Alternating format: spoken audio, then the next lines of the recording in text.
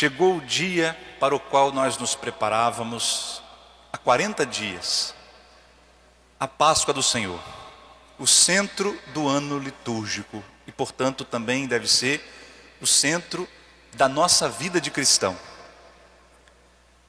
Quando vão preparar as datas, as festas do ano civil e litúrgico, inclusive os feriados, primeiramente se calculam o número de luas cheias para se marcar o dia da Páscoa, hoje. Definido que dia vai cair a Páscoa em cada ano, aí então é que todas as outras festas vão se encaixando a contar de quantos dias antes ou depois da Páscoa. Isso para mostrar que, como a Páscoa é no ano civil e litúrgico o centro, esse acontecimento que nós comemoramos na Páscoa é também o centro da história da humanidade. Cristo Jesus ressuscitou. Ele venceu o pecado e a morte.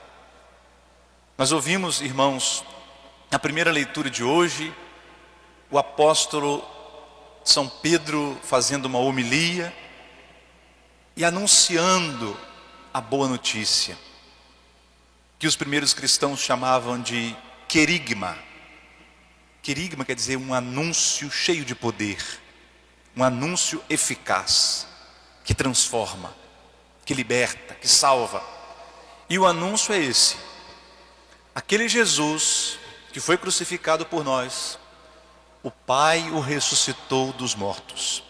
E no nome desse Jesus existe salvação para todos. Esta é a boa notícia. E por causa da festa de hoje é que nós chamamos a palavra de Jesus de Evangelho, euangélio em grego, que significa literalmente boa nova, boa notícia. Há salvação para nós, há solução. No nosso português atual, coloquial, tem jeito. Tem jeito, meu irmão, minha irmã. Para qualquer problema, tem jeito, porque Jesus ressuscitou. Se Jesus venceu a morte, Ele pode vencer tudo mais. Porque o último inimigo a ser destruído é a morte, e Jesus já destruiu a morte. Portanto, é necessário que nós coloquemos tudo debaixo dos pés de Cristo, da autoridade de Cristo, para que Ele reine sobre nós, sobre nossa vida, sobre os problemas do mundo, e que Ele nos dê também a participação em sua vitória. Então é tempo de comemorarmos e de proclamarmos que Jesus é o único Senhor e Salvador.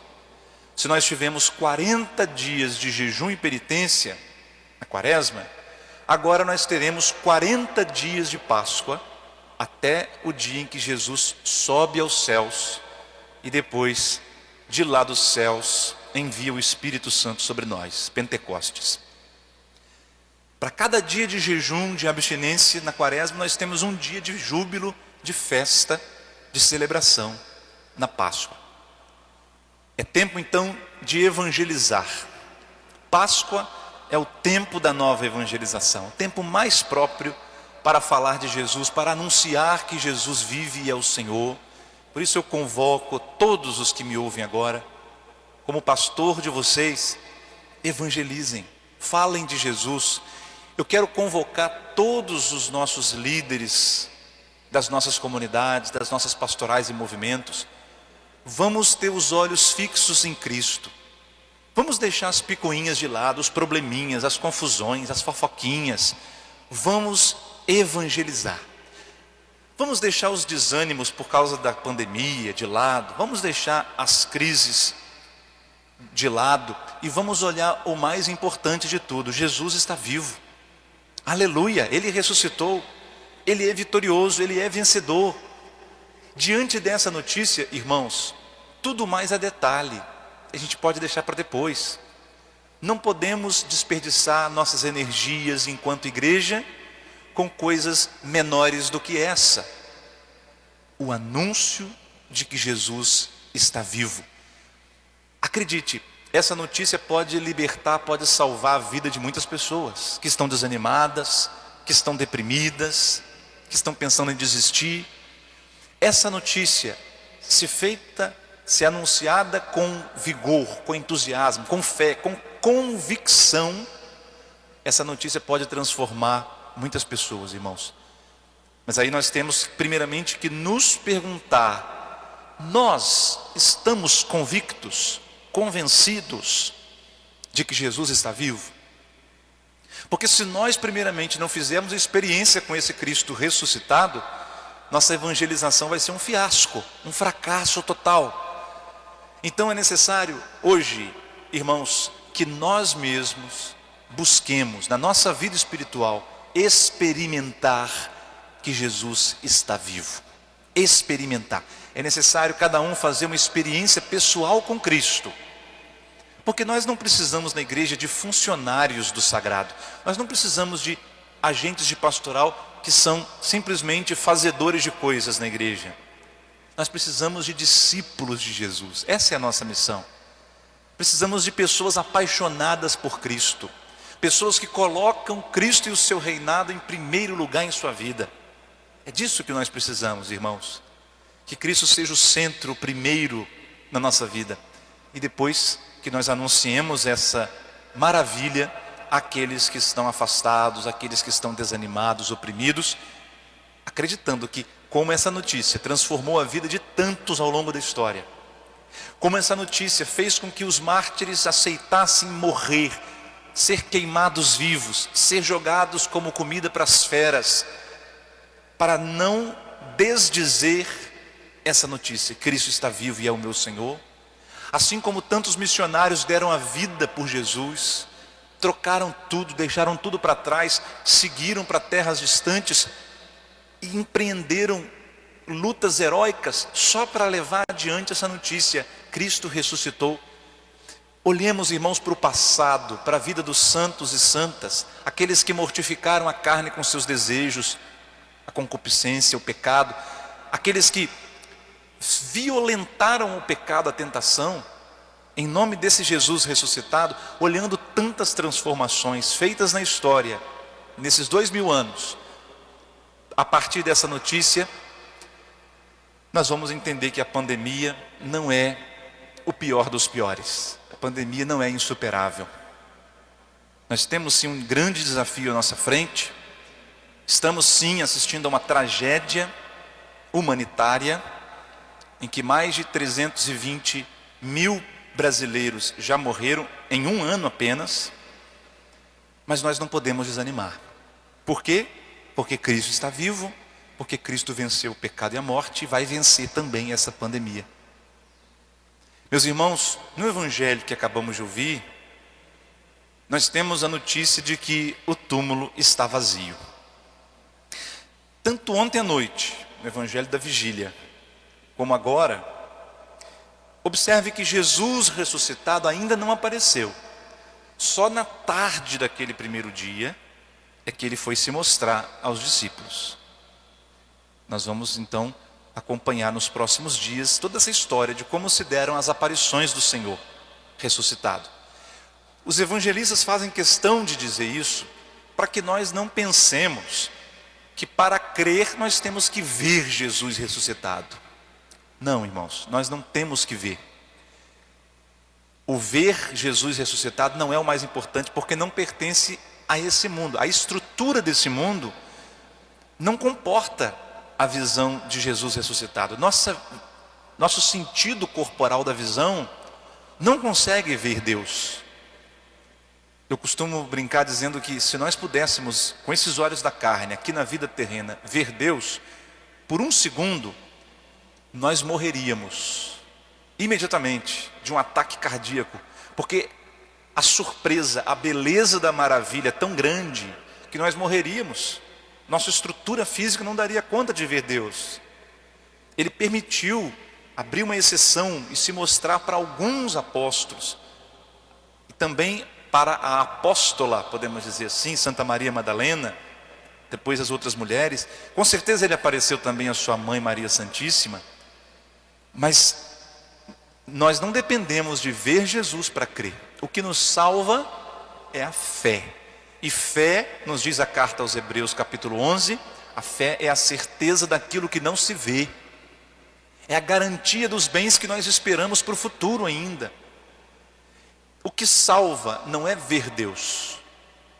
O que salva é crer que Ele está vivo. Crer que Jesus é o Senhor. Sem nenhuma evidência científica, sem nenhuma prova, nós colocamos a nossa confiança no testemunho dos apóstolos, no testemunho de Santa Maria Madalena. Eles viram o Senhor. E a maior prova, não científica, podemos dizer, mas sociológica ou psicológica de que Jesus está vivo, irmãos, é essa transformação que aconteceu naquele dia na vida desses homens e mulheres. Eles estavam acovardados, trancados numa sala, com medo dos judeus, porque sabiam, se perseguiram Jesus, agora eles vão perseguir também os seguidores de Jesus. Eles estavam trancados com medo, eles fugiram quando viram Jesus morrendo da cruz.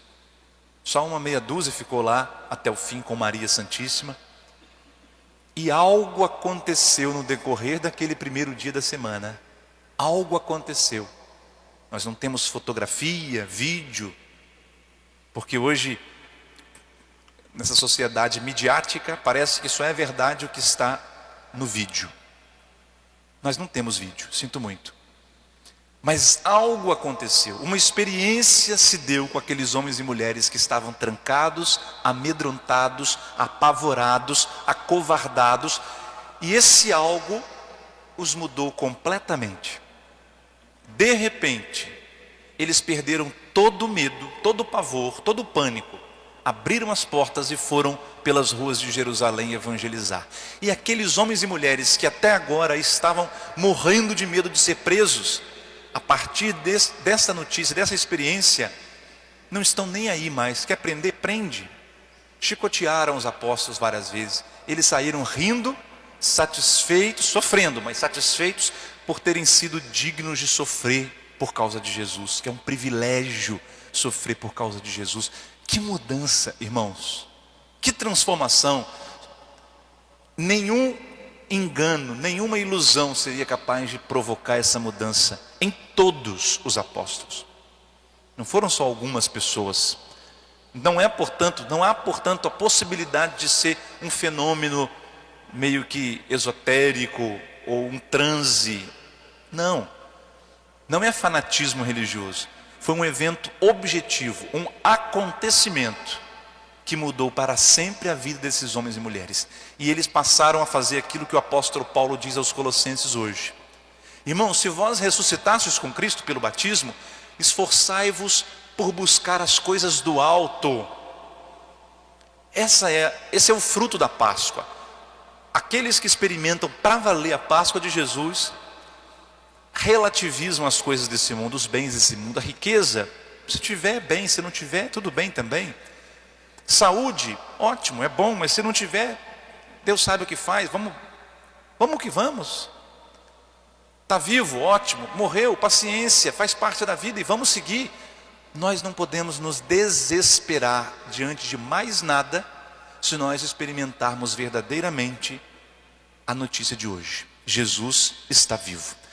Aquela mesma transformação que ocorreu com os apóstolos, com os discípulos de Jesus, naquele primeiro dia da semana que nós estamos repetindo hoje, pode acontecer conosco também agora.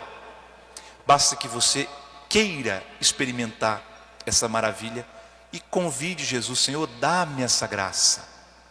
Dá-me essa graça de experimentar na minha vida de fé, na minha vida espiritual, na minha vida interior, essa grande notícia que teve impacto na vida de tantos e tantas.